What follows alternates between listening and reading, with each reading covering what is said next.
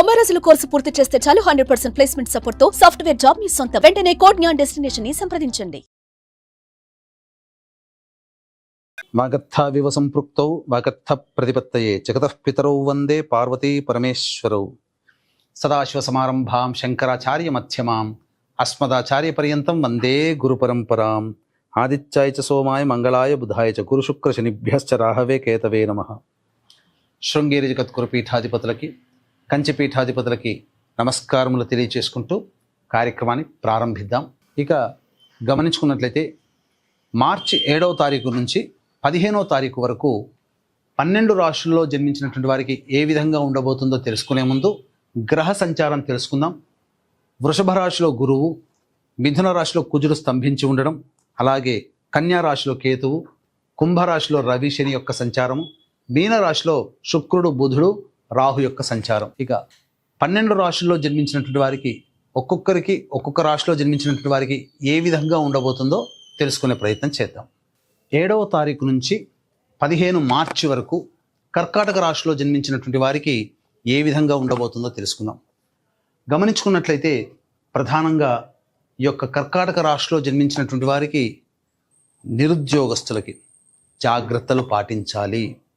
ఉద్యోగం కోసం ఏవైతే ప్రయత్నాలు చేస్తుంటారో ఆ ప్రయత్నాల్లో అన్ని అవకాశాలు దగ్గర దాకా వచ్చి వెనక్కి వెళ్ళిపోతుంటాయి. కంగారు పడాల్సినటువంటి అవసరం లేదు. మీ ఆత్మవిశ్వాసాన్ని కోల్పోకుండా మీరు ప్రయత్నం చేయండి. ఆల్రెడీ ఉద్యోగం చేస్తున్న వాళ్ళైతే వేరే ఉద్యోగం కోసం ప్రయత్నం చేయాలని అనుకుంటారు కదా, 15వ తారీఖు వరకు మాత్రం అనుకూలమైన సమయం లేదు.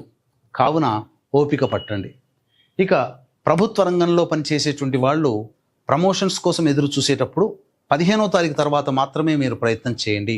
ఈ లోపల అనుకూలత లేని కారణం చేత మీరు అనుకున్నది జరగకపోయే అవకాశాలు ఎక్కువగా ఉన్నాయి. ఇది ఉద్యోగస్తులకి చెప్పేటువంటి సూచనగా గమనించవచ్చు. ఇక ఏ వ్యాపారంలో ఉన్నటువంటి వాళ్ళకి బాగుంటాయి అనంటే ఎడ్యుకేషన్ ఇన్స్టిట్యూషన్స్, జ్యువెలరీ రంగము, ఫుడ్కు సంబంధించినటువంటి FMCG products, general stores, restaurants, hotels, curry points, puja stores, అలాగే ఫ్రూట్స్ వ్యాపారస్తులు, వీళ్ళకందరికీ కూడా అనుకూలమైనటువంటి సమయము. వీళ్ళందరూ వ్యాపార విస్తరణ చేసుకోవచ్చు. అధిక ధనాదాయము ఈ యొక్క 7వ తారీఖు నుంచి 15వ తారీఖు వరకు పొందుతారని చెప్పవచ్చు.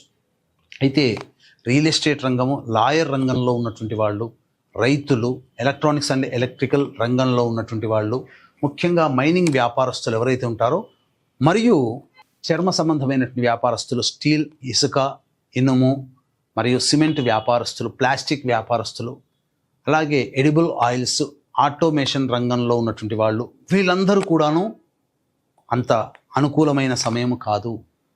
ఖర్చులు అధికంగా ఉంటాయి, సమస్యలు కూడా అధికంగానే ఈ యొక్క చెప్పినటువంటి రంగంలో ఉన్నటువంటి వాళ్ళకు ఉంటాయని చెప్పవచ్చు.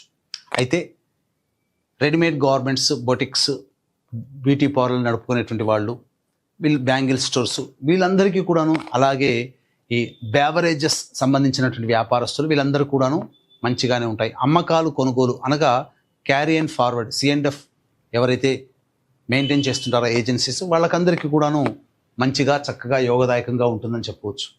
అయితే ప్రధానంగా చూసుకున్నట్లయితే విద్యార్థులకి ఇది ఈ యొక్క కర్కాటక రాశిలో జన్మించినటువంటి విద్యార్థులకి అనుకూలమైనటువంటి సమయము. కోరుకున్నటువంటి యూనివర్సిటీలో మీకు విదేశీ విద్యకు అవకాశాలు లభిస్తాయి. ఇక ముఖ్యంగా ఎన్నాళ్ళ నుంచో నలుగుతున్నటువంటి న్యాయ సంబంధమైనటువంటి ఆస్తిపరమైనటువంటి విషయాలు ఏవైతే ఉంటాయో అవన్నీ కూడా ఒక కొలిక్కి వచ్చే అవకాశాలు గోచరమవుతున్నాయని చెప్పవచ్చు. అలాగే నూతన వ్యక్తుల యొక్క పరిచయము మీకు ఆనందాన్ని కలగజేస్తుంది. ఇది కర్కాటక రాశిలో జన్మించినటువంటి వారికి ప్రధానంగా చెప్పవచ్చు.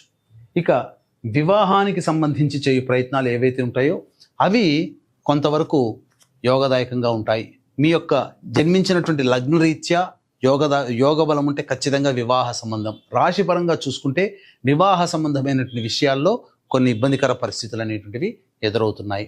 కుటుంబముతో వ్యవహరించేటువంటి విషయాలు ఏవైతే ఉన్నాయో అవన్నీ కూడాను జాగ్రత్తలు పాటించండి. కుటుంబ సభ్యులతో ముఖ్యంగా ధనపరమైనటువంటి లావాదేవీలు జరపకపోవడమే చాలా మేలనేటువంటి విషయాన్ని గుర్తుపెట్టుకోవాలి. ఇక చూసుకున్నట్లయితే ఇవన్నీ కూడాను గ్రహాల యొక్క స్థితిగతులను బట్టి మీకు 7 నుంచి 15వ తారీఖు వరకు ఉండేటువంటి విషయాలు. గ్రహ సంచారము బట్టి కూడా అనగా ఏ రోజు ఏ విధంగా ఉండబోతుంది, మనం ఇంకా మైన్యూట్ స్టేజ్లోకి వచ్చేద్దాం, సూక్ష్మంగా వద్దాం. 7వ తారీఖు నుంచి 15వ తారీఖు రోజువారీ ఎలా ఉంటుందో విషయాల్ని మనం తెలియజేసుకుందాం. 7వ తారీఖు రోజున అన్ని రంగాలలో ఉన్నటువంటి వాళ్ళకి యోగదాయకమైనటువంటి పరిస్థితి, మంచి స్థితిగతులు కలుగుతాయి. ఇక 8, 9 తారీఖుల్లో కనుక చూసుకున్నట్లయితే ముఖ్యంగా ఉద్యోగస్తులు, వ్యాపారస్తులు గుర్తుపెట్టుకోవాలి, జాగ్రత్తలు పాటించండి. ఉద్యోగములో అసహనము పెరుగుతుంది, మీకు సహాయ సహకారాలు, అధికారుల యొక్క ఒత్తిడి, ఇక ఉద్యోగం మానేద్దాంరా అన్నంత స్థితికి టెన్షన్స్ పెరుగుతాయి. మీరు ఏది ఆలోచించినా అది విరుద్ధంగానే వస్తుంది.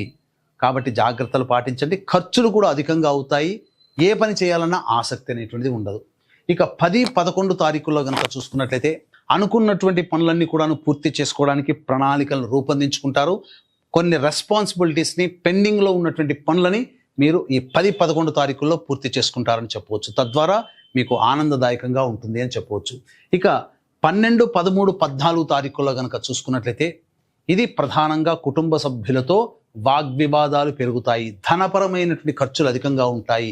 ఇంకా దీనికి తోడుగా 14వ తారీఖు రోజున గ్రహణం ఏర్పడబోతుంది. తద్వారా కొన్ని ఇబ్బందికర పరిస్థితులు భవిష్యత్తులో ఏర్పడడానికి నాంది పలుకుతాయి.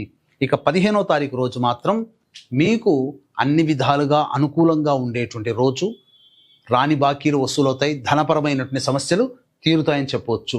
అయితే ఇప్పుడు చెప్పినటువంటి విధంగా 14వ తారీఖు రోజున గ్రహణం ఏర్పడుతుంది. ఇది America, Canada, Mexico, Australia, New Zealand, Japan వంటి నగరాల్లో ఇది కనబడుతుంది. ఆ నగరంలో జన్మించినటువంటి వాళ్ళు మాత్రం ఖచ్చితంగా ఈ యొక్క గ్రహణ సంబంధించినటువంటి ఆచారాలని పాటించాలి. మన భారతదేశంలో కూడా కనిపించకపోయినప్పటికీ ఈ గ్రహణ నియమాలు ఏవైతే ఉన్నాయో అవి పాటించాల్సినటువంటి పని లేదు. కానీ ఈ గ్రహణం సింహరాశిలో ఏర్పడుతున్నటువంటి కారణం చేత ప్రపంచవ్యాప్తంగా ఉన్నటువంటి వ్యక్తులకి ఈ మేష, వృషభ, కర్కాటక, సింహ, కన్య, వృశ్చిక, ధనుస్సు, మకర, కుంభ రాశుల్లో జన్మించినటువంటి వారికి ఇబ్బందికర పరిస్థితులు అనేటువంటివి ఏర్పడబోతాయి. కొన్ని సమస్యలు ప్రారంభమవుతాయి. కాబట్టి ఈ యొక్క మేష, వృషభ, కర్కాటక, సింహ, కన్య, వృశ్చిక, ధనుస్సు, మకర, కుంభ రాశుల్లో జన్మించినటువంటి వారికి గ్రహణ దోష నివారణ హోమాలు అనేటువంటి 14వ తారీఖు రోజున 9 గంటలకి ప్రారంభమవుతుంది.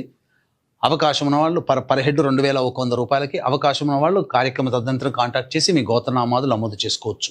ఇక కర్కాటక రాశిలో జన్మించినటువంటి వారు ప్రధానముగా ఈ యొక్క 7 నుంచి 15వ తారీఖు వరకు వచ్చేటువంటి సమస్యల పరిష్కారం కోసం ప్రతిరోజు కూడా కాలభైరవాష్టక పారాయణము, అలాగే సర్వదేవకృత లక్ష్మీ స్తోత్ర పారాయణం అనేటువంటిది చేసినట్లయితే చాలా సమస్యలు తీరుతాయి. ఇప్పుడు చెప్పినటువంటి సమస్యల కంటే విభిన్నంగా మీ యొక్క జీవితం ఉంది అని అంటే మీ యొక్క జన్మజాతకంలో నడుస్తున్నటువంటి గ్రహ దశాంతర దశల యొక్క ప్రభావాలు.